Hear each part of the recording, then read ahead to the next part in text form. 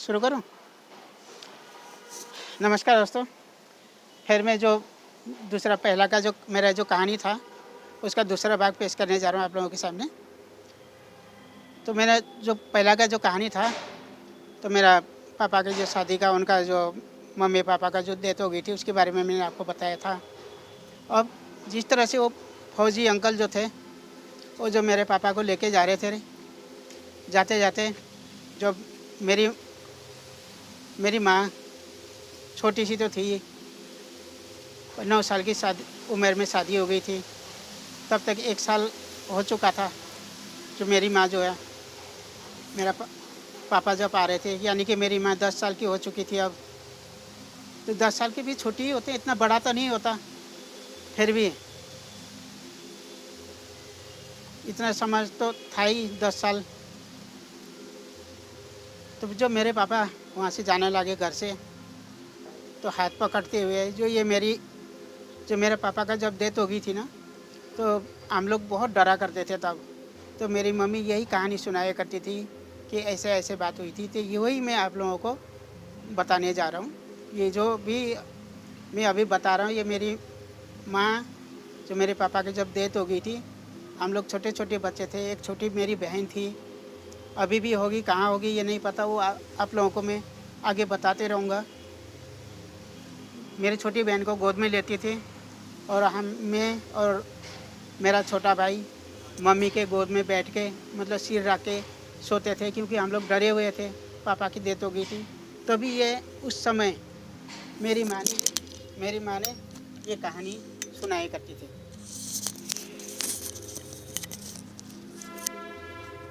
जब सुनाई करती थी ये कहानी, तो मेरी माँ कहती थी कि जब तेरा पापा चले गए तो मैं दूर तक उनको छोड़ने चली गई,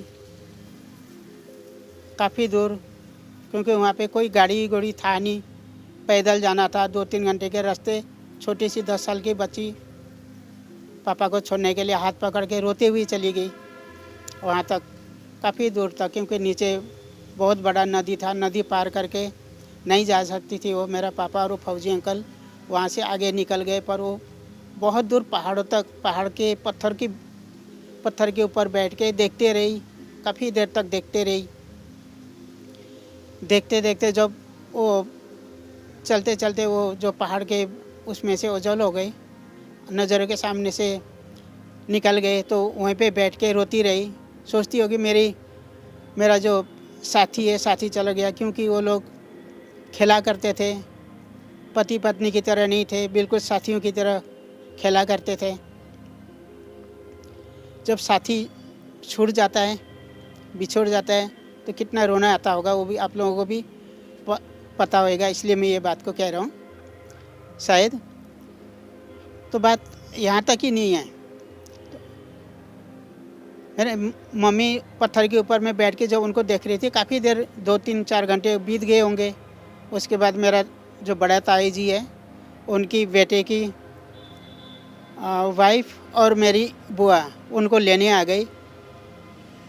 वहाँ से मेरी माँ को उठा के अपने घर ले गए।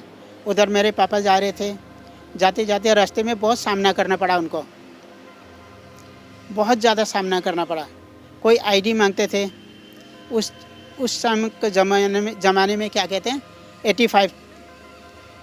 85 साल पहले की, यानी कि 1940 की बात है ये। तो इतने साल होने के बाद तो आईडी मांगा करते थे, पर आईडी उनके पास कुछ था नहीं, ना तो स्कूल का सर्टिफिकेट वो लेके गए थे, न उनके पास कोई आईडी था। साथ में फौजी अंकल थे, इसलिए उनकी वजह से वो वहाँ से जा पाए। वहाँ पे पहुँच गए, डिब्रूगढ़ पहुँच गए। डिब्रूगढ़ पहुँचने के बाद तो फौजी अंकल अपना क्वार्टर में रख लिया मेरे पापा को, क्योंकि वो अभी तो कोई काम मिल नहीं रहा था। तो 2-3 महीने के बाद जो फौजी है जो मेरे पापा को लेके गए थे, वो वहाँ से दूसरे जगह में उनको ट्रांसफ़र कर दिया, दूसरे जगह में जाना पड़ा। दूसरे जगह में जाने के बाद उससे पहले कि उसका जो पहचान वाला कोई दूध के डेयरी में काम किया करते थे, डेयरी में, उनके हवाले करके गए मेरे पापा को। उनके एक वाइफ थी, वो डेयरी वाले अंकल की, और उनकी एक छोटी सी बच्ची थी, लड़की पैदा हुई थी, मतलब 3-4 साल की होएगी, इतना इससे बड़ा तो मेरे ख्याल में इनको इतना अंदाज़ा नहीं है। तो उनके हवाले करके, क्योंकि वहाँ पे मेरे पापा को असमी भाषा बिल्कुल आता नहीं था, कोई समझ नहीं था उनको किससे क्या बोलना है। हिंदी भी बोलना इतना अच्छी तरह से आता नहीं, अपना गांव के भाषा बोला करते थे, इसलिए उनको कुछ नहीं पता था। सोचते सोचते 2-3 महीना ऐसे बीत गए। डायरी वाले अंकल के घर जाके वहीं पे बैठने लगे, घर पे रहने लगे। घर पे रहते रहते उन्होंने एक स्कूल में चौकीदारी की नौकरी लगा दी पापा को। चौकीदारी की नौकरी लगाने के बाद, तब के ज़माने में 15 रुपया, मेरे ख्याल 12-15 रुपया, पता नहीं कुछ ऐसे कह रहे थे, उनकी सैलरी थी। तब के ज़माने का 12-15 रुपया तो दोस्तों अभी तो 10-12 हज़ार के बराबर है, आप खुद समझ सकते हो। तो बात ऐसी हुई कि वहाँ जे एक दिन अंकल जो है दूध लेके आए थे। दुकानों में देने होता है दूध, रिक्शे में डाल के या साइकिल में रख के, पीछे हैंडल लगा के। तो मेरे पापा के जो स्कूल के आगे आते ही पीछे से एक गाड़ी आके ना उनको टक्कर मार दी। दूध वाले अंकल जो डायरी में काम करते हैं, उनका टक्कर मार दी। टक्कर मारने के बाद वो फिलहाल जल्दी से, उनका डेथ तो नहीं हुई, तो आनंद फानंद में उनको अस्पताल ले जाया गया। कुछ दिन वहाँ पे 5-7 दिन वहाँ पे रहे अस्पताल में। उसके बाद क्या हुआ कि उनके अपनी वाइफ को बुलाए उन्होंने, और मेरे पापा भी साथ में थे। बच्ची को साथ में लेके आए क्योंकि उनका एक छोटा सा मकान बनाया हुआ था अपना, जैसे पराली का नहीं होता जो गांव घर में बनते हैं, खर की जो लंबे लंबे जो पराली होती है, उसी का एक घर बनाया हुआ था उनका। तब के ज़माने का घर तो पता नहीं, अभी तो देखने को भी नहीं मिलता। तब कैसा घर होया करता था, आई डोंट नो, मुझे कुछ नहीं पता इस बारे में। तो मैंने देखा हुआ है ऐसा घर, मैंने असम में देखा हुआ है, पर आप लोगों ने शायद नहीं देखे होंगे। तो ऐसे ही उन्होंने एक घर बनाया हुआ था। ऐसे ही उन्होंने घर बनाया हुआ था, तो वो अपना ही घर था उनका।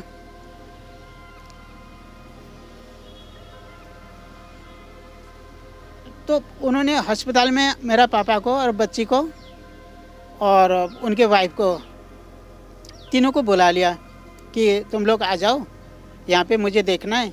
अचानक ही उनको ना पता नहीं क्या सूझा उनके मन में, तो वो कहने लगे कि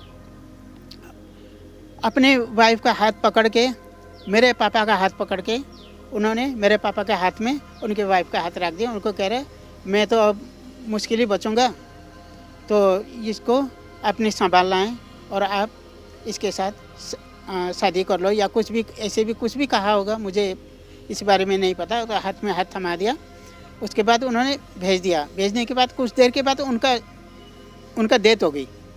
डेथ होने के बाद जब घर आ गए, घर आने के बाद लोगों ने जो कहा कि अगर तूने हाथ थाम ही लिया है, इसके साथ शादी करना पड़ेगा तूने। तो न चाहते हुए भी उनको, मेरे पापा को ये नहीं पता था कि उसका हाथ पकड़ने का मतलब शादी करना होता है।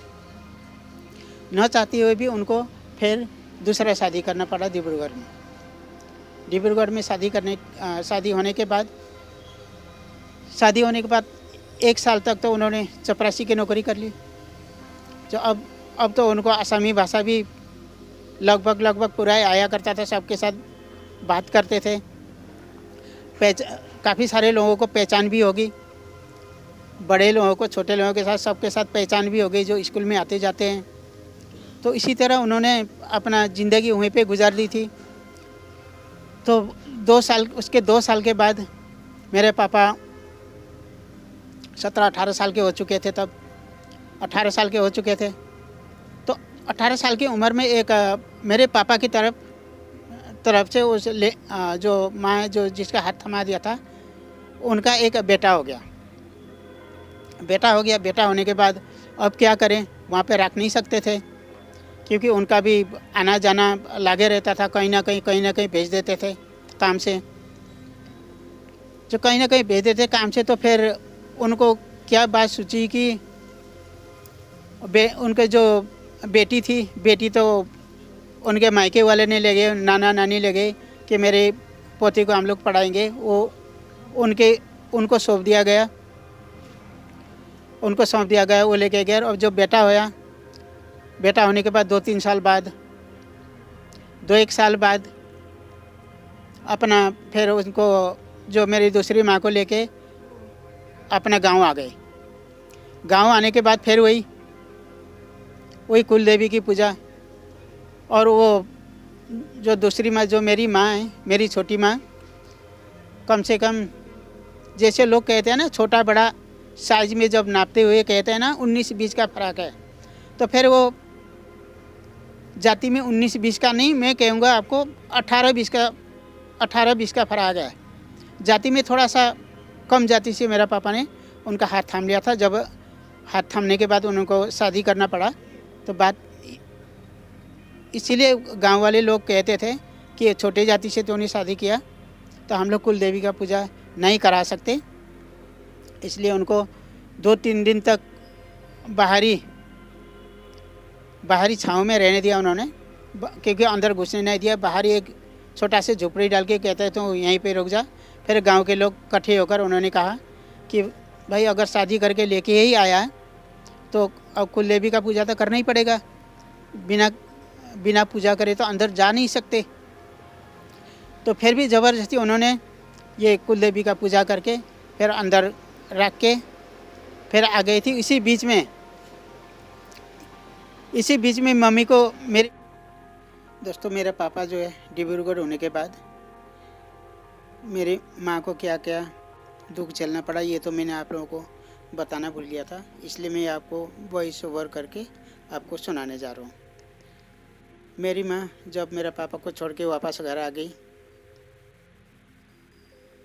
घर आने के बाद दोनों जेठानी मिलकर बहुत परेशान करने लगे। खाना खाने नहीं देते थे।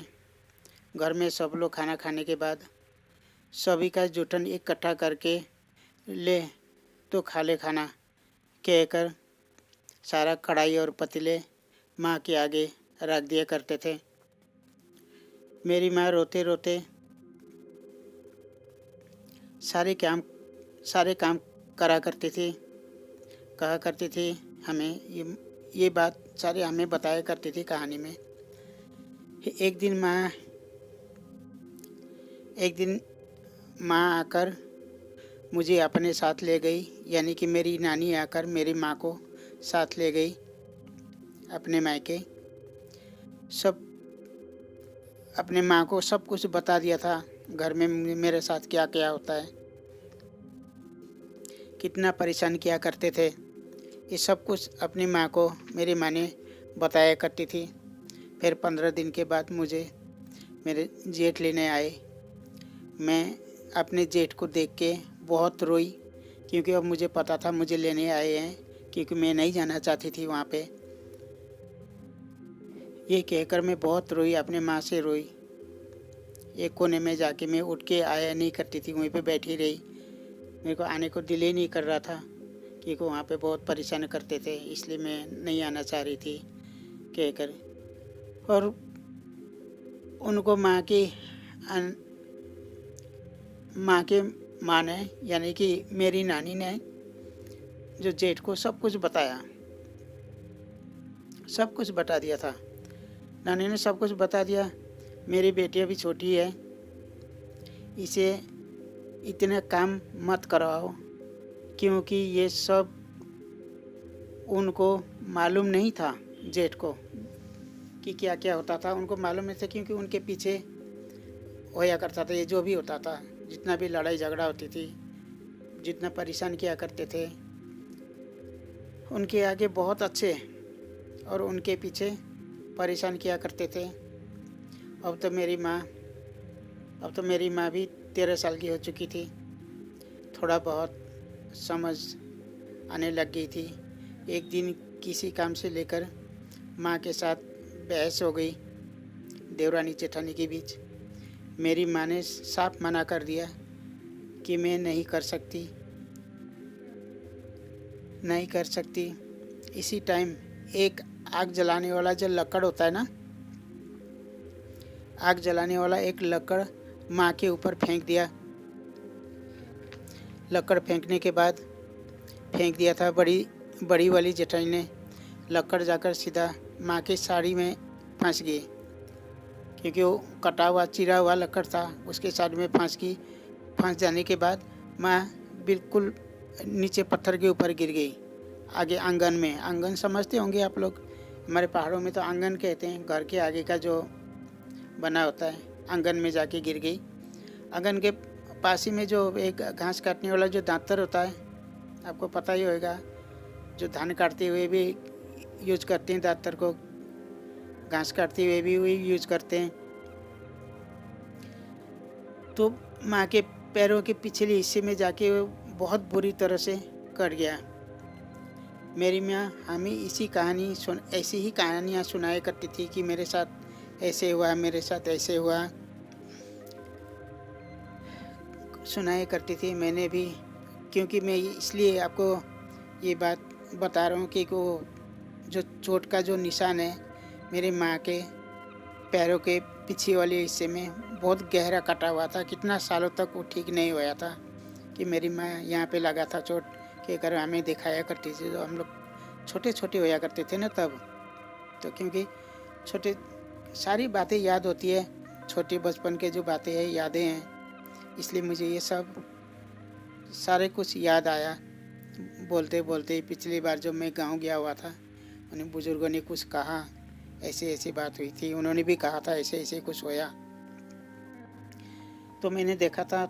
और एक बात दोस्तों, कि कभी लंबा सफ़र में जा रहे हो तो मेरी माँ को अपना गांव में बड़ा परेशान करा उन्होंने, बहुत ज़्यादा परेशान करा। कोई खाना देता था, कभी खाना देते थे, कभी खाना नहीं देते थे, रात दिन उनको काम ही कराते थे। छोटी सी बच्ची बेचारा, वो करे भी क्या। जब मेरा पापा वहाँ पे पहुँच गए थे तो मेरी माँ 15 साल की हो चुकी थी, क्योंकि अब समझदार हो चुकी थी, उसको पता था। मेरे पापा 18 साल का हो गए थे, मेरी माँ 15 साल की हो गई थी। अब